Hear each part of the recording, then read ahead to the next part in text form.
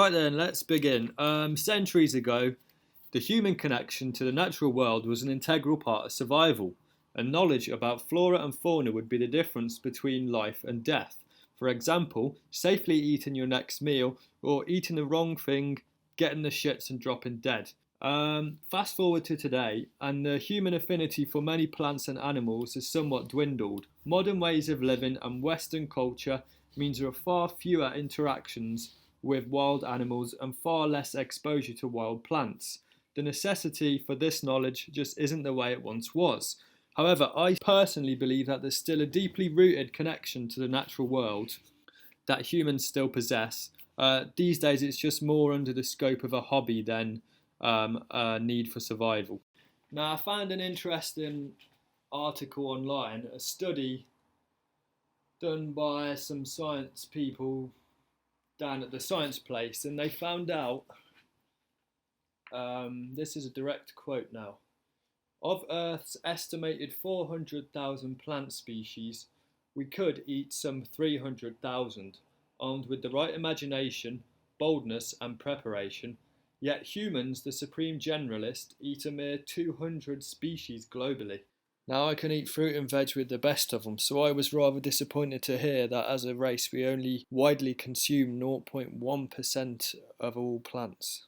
Now a lot of my hobbies revolve around plants and animals and the collection and upkeep of plants and animals, and not particularly in a natural sense, moreover in an artificial scope. Similar to an iron lung, there's a great deal of external factors maintaining the relationship. When you're taking a species out of their natural environment and putting them in a new one, the laws of nature, as it were, have totally been rewritten, and the boundaries that separate the artificial and the natural become increasingly trivial. Now, about 5 years ago, I got my crested gecko, which I since named Xanadu, and he probably remains one of the most interesting creatures I've kept. It's an arboreal species of gecko, meaning he spends all day up in the canopy. Now, when you're owning any reptile or any creature, the goal really is to replicate the creature's natural living environment.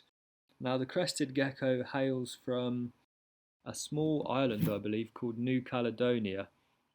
And now it's a tropical climate, so you're going to need a large glass vivarium to maintain the humidity, in conjunction with an artificial heating and lighting system effectively regulates the necessary heat and humidity that the gecko requires. To further develop natural systems, I adopted a bioactive setup, utilising small invertebrates called tropical springtails and isopods to break down animal waste and other organic matter, and in turn provide fertiliser to the array of plants present, which in turn provide enrichment and shelter back to the gecko. Now, something I find really interesting about this setup in particular is that it has a lot of key parts that operate mechanically that are integral to the structure's sort of daily cycle. So the amalgamation of plants that hail from all over the world each aid this artificial ecosystem in one way or another.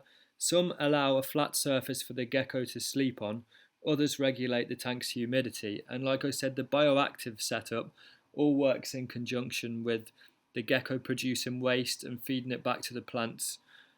It's that sort of idea of a system or a repetitive cycle that I really like in nature and when replicating nature. Now, I went to church as a kid, which was good. It was positive. It's Sunday school and all that lark. All things bright and beautiful and all that. It was good. I enjoyed it. Um, I think part of it for me was the Old Testament storytelling kind of stuff, especially the ones with animals. I enjoyed that. Now, I don't know if you're inclined to believe the teachings of the Bible. That's fine if you're not. Many people aren't. Some people do. But I'm going to read you a parable, which is, as always, relevant to the topic of conversation. This is Genesis chapter 1, somewhere towards the end of chapter 1. Then God said, "Let us make mankind in our image, in our likeness, so that they may rule over the fish in the sea and the bird in the sky, over the livestock and all the wild animals, and over all the creatures that move along the ground." So God created mankind in his own image. In the image of God, he created them. Right, flashing up on your screens right now should be one of my favourite paintings. It's an 1828 oil painting by Thomas Cole, and it's an image of the first two humans, Adam and Eve, and it's going to be quite difficult to spot them thanks to Thomas Cole's fascinating take on this biblical scene. Unlike Masaccio and Michelangelo, depictions of the expulsion of Adam and Eve, this one is far less figurative and is an analytical focus on the duality of good and evil through contrasting landscapes. The two were placed in this paradisical enclosed ecosphere to steward over the flora and fauna within, explaining, at least from a Christian point of view, why our interest for nature is embedded so deeply within us. The painting aims to show the great misfortune humanity suffered following the loss of the paradisical vista. Tall, thin palm trees, snowy mountains, a couple of swans swimming in a brook, lush meadows, and a crystal-clear waterfall.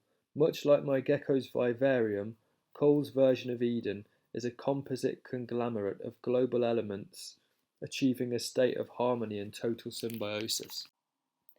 Unfortunately, as we only get a glimpse of Cole's version of Eden, just like Adam and Eve, we too are cast out into the desolate world on the left.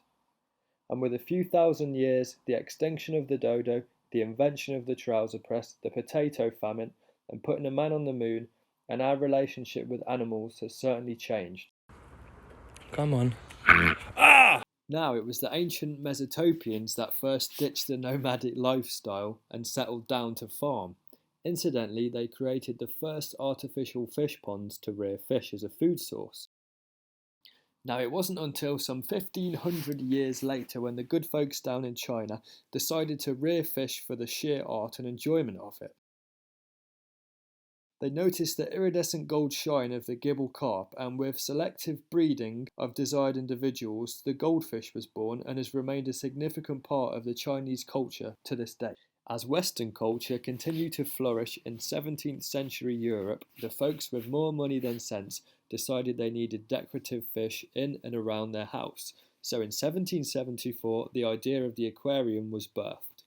With very little success due to a total lack of knowledge, it wasn't until 1830 that a chap by the name of Moules discovered that it was oxygenated moving water that kept the fish healthy.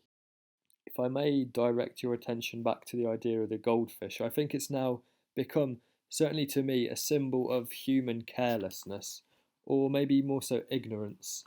It's a bit of a shit stain, a proverbial shit stain on humanity's record, in my opinion. It's totally recklessly and carelessly been mistreated. It's been bred prioritising quirky visual characteristics over a healthy and robust pet.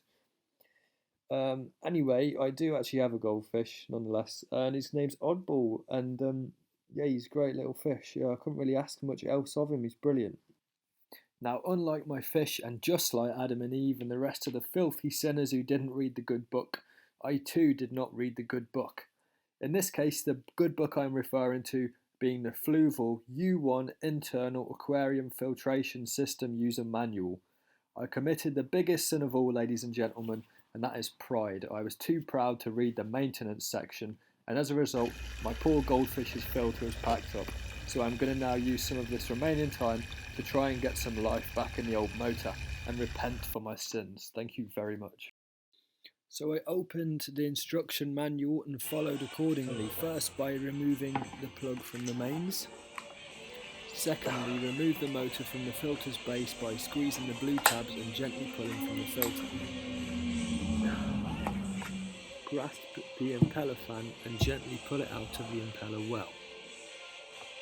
Rinse and clean the impeller and attached cylindrical magnet in clean water.